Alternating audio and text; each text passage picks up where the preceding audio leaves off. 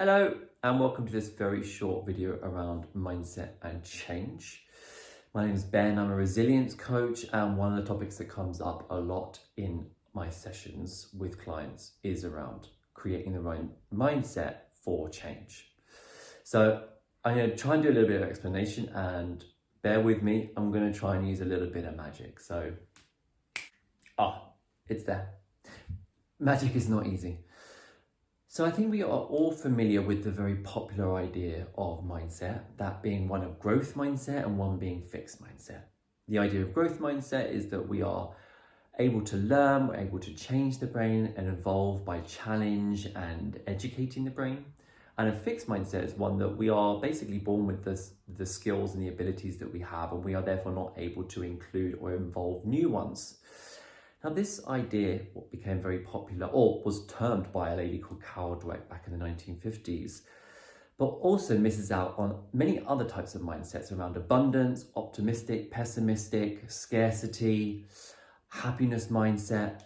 But what does this mean when it comes to change? Because there's one thing to have a mindset, but in what context do you want your mindset to be? So I feel there are two other things that are really important. Wait for them. Vision. The second of the three things is vision. What does that change look like? What is it that my clients want to achieve with this new mindset?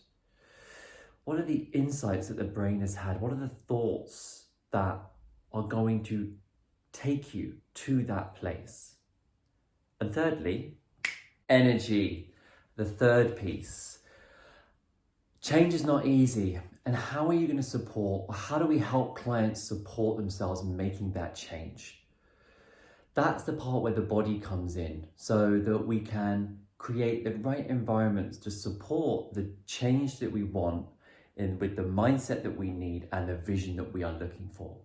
So together, the three of them work in synchronicity so that my client hits the sweet spot somewhere here in the middle, which is their change.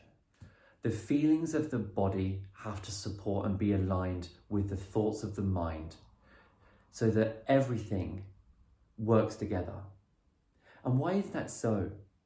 Because by the time you're 35, 95% of your life will be habitual.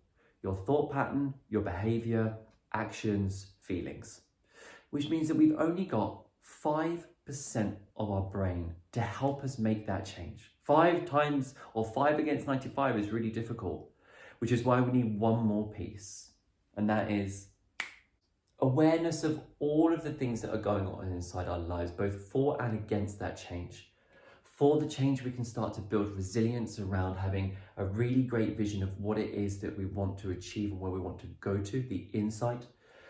The energy about getting the body prepared and resilient in a way that it needs to support both the vision and the mindset. This is what we'll be talking about in next week's video. And then the mindset. What type of mindset is going to be useful at different times to help us to make that change happen? And then, of course, the awareness of not only these things, but then also the limiting beliefs, the blocks, the habitual learned patterns that we've become so used to working on autopilot. And then also really becoming aware of the change that is slowly happening.